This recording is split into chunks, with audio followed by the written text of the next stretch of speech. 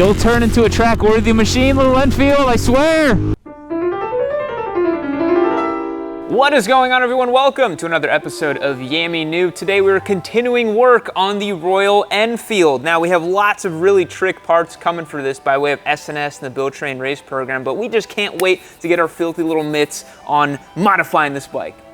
Yeah, I mean, this has been a bike that I've actually spent a lot of time working on with a bunch of different front master cylinders, and it's really easy. And I think it's a high time, given how much we like the sound of this bike from stock, to put some slip-ons on here.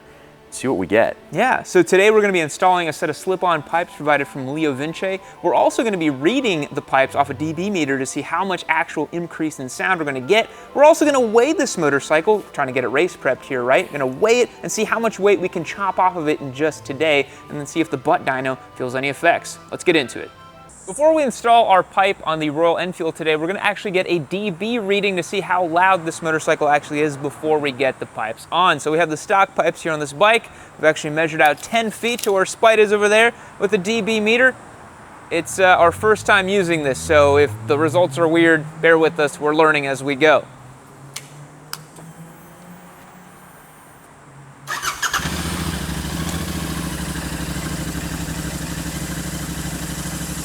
Idling at 70 dBs. It doesn't seem right.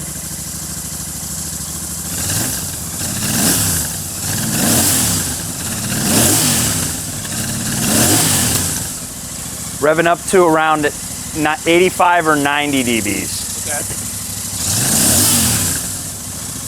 Still around there? Yeah, that was about 85. Good. So from that distance and position, it was about 85 dBs.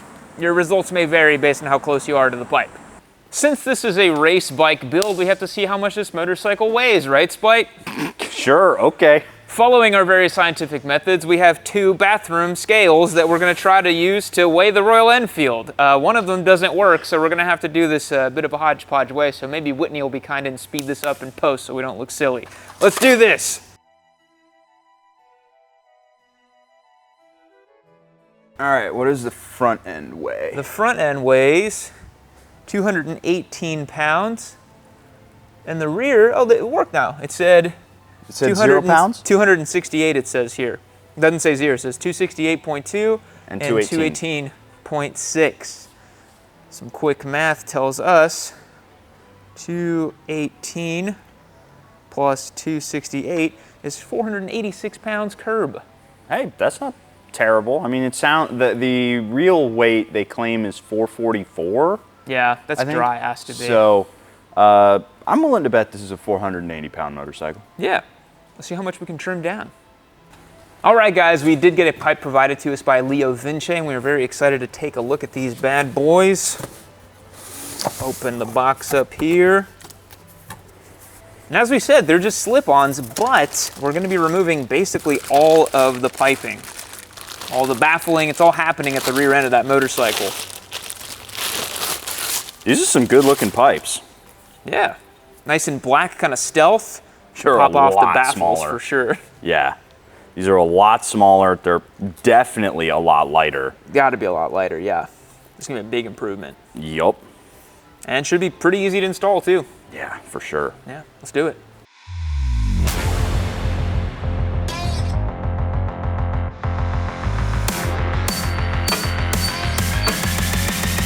All right, guys, doing my first bit of weight reduction here on the Enfield. It's like 2 pounds, you know? The exhaust install on the Royal Enfield went very smoothly. It's really easy to put this set of pipes on the bike since it's a slip-on system with 3 bolts and a hose clamp. Leo Vinci provides some detailed instructions, but Spite and I have done about 5 dozen exhaust systems together, so we typically feel our way out. After removing the existing hardware and sliding the old pipes off, we carefully align the new brackets, slip the new pipes on, and hose clamp them onto the header pipes. The old pipes felt very heavy, and we're excited to see what kind of weight reduction we're going to achieve today. Speaking of weight reduction, that center stand has got to go. As you guys saw in my on-track video, it was causing some clearance issues, and for our purposes, it's just dead weight. The center stand was attached to the bike via a solid steel rod cinched on by a cotter pin and held in place by 2 springs. As we removed the cotter pin very delicately with a Dremel, we realized that it would not come off unless we popped the header pipe off. Since we're lazy, we just decided to go ahead and angle grind the thing clean off. Easy peasy when you've got power tools. All right, pipes are on, center stand is off after a couple sessions with the angle grinder and a Dremel, but we got it off.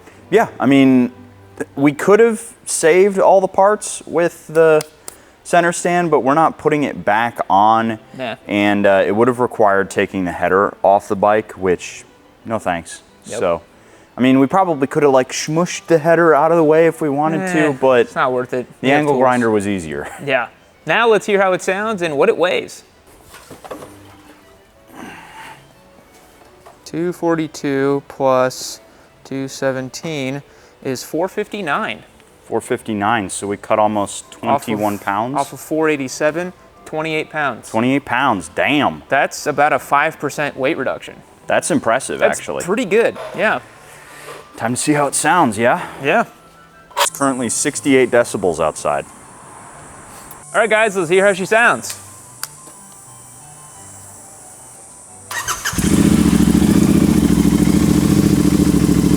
That idle's a lot louder.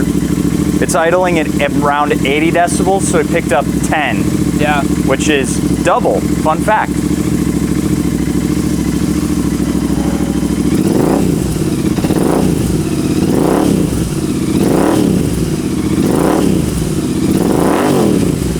That just broke 100 right there.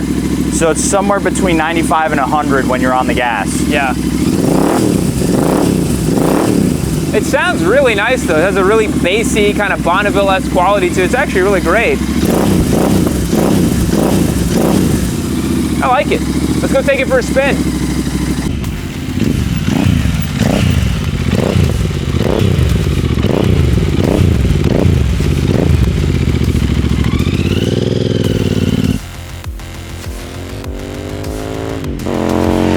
All right, guys, let's hear the Royal Enfield over the GoPro, shall we?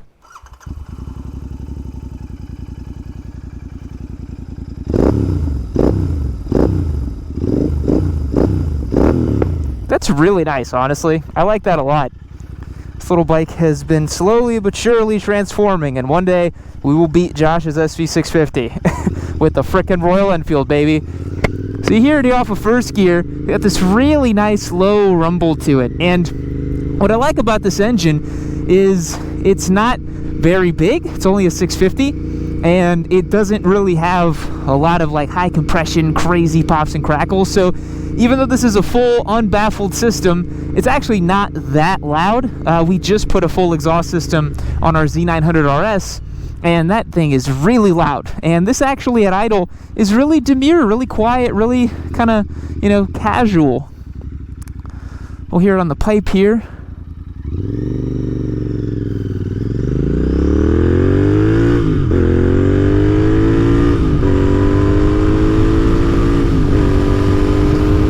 Definitely feels like we picked up a couple ponies, and we're also about 28 pounds lighter, so that's doing a lot right there. I'm very excited about that. Let's go back on that road over there, actually. Yeah, we're working with a lot here on this motorcycle now. It's very, very race-oriented machine, obviously.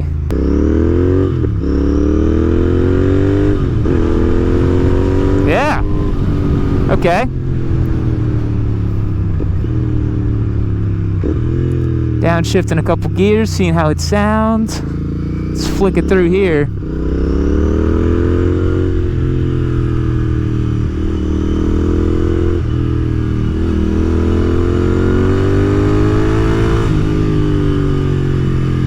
You'll turn into a track-worthy machine, little Enfield, I swear!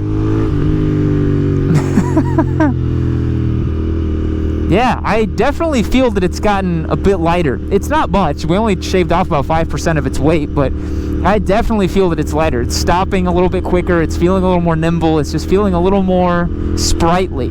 We're down to about 459 pounds, which is pretty good. I'd like to get it, if possible, closer to that 420, 430 mark. 420 for the memes, obviously, but you know, getting to that 430, 420 mark would be a great reduction in weight and puts it closer in spec with the SV. We're never going to make SV power unless we do that big bore kit, which is on the horizon, possibly. We may still do that. We shall see. But, you know, it's something we have to really look into because it's a big old project to get that done. But I want to focus on the fundamentals first. I want to make sure we have clearance, which now with the center stand off, we have a little bit of extra clearance. With the rear sets, eventually we're going to have even more clearance. Get those clip-ons, get the ergonomics a little more appropriate for track day stuff. And then we're going to turn laps faster than Josh's SV650. And keep in mind, guys, it's going to be faster than Josh on his SV650. I'm pretty sure if I had an SV650 and this bike, I would pretty much always be faster on the SV than this motorcycle. But I want to see if we can get this thing down in the 220 range. I'd really be curious to see if we can get this motorcycle about 10 or 12 seconds faster than it went around Eagles Canyon. It did about a 232, so if I can get it to a 220 on this bike, I'd be pretty happy with those results. Is that still 16 seconds off my pace of the 675? Sure. Is this thing anywhere near 675? Absolutely not. So you got to take it as it goes, right? But I'm loving the sound on this thing. Jump on the throttle here in 4th gear. Nice little pop on the over rev. Really nice, man. Really, really nice.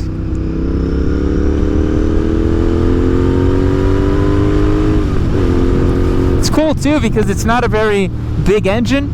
I mean, you could just really rev this thing out a lot.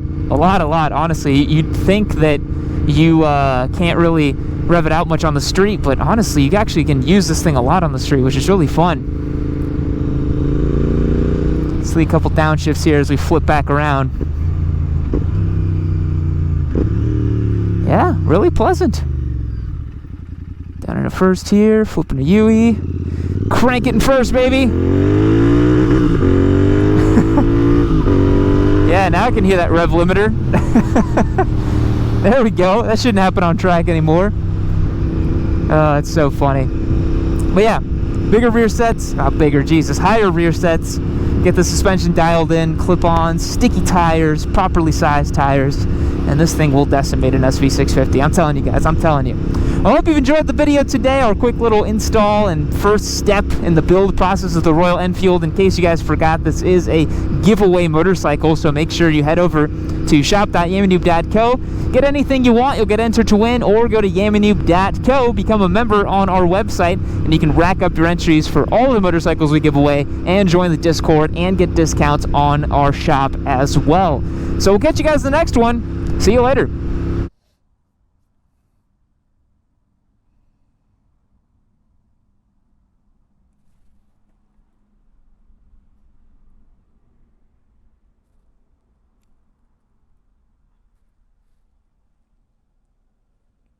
Keep watching Amy Noob!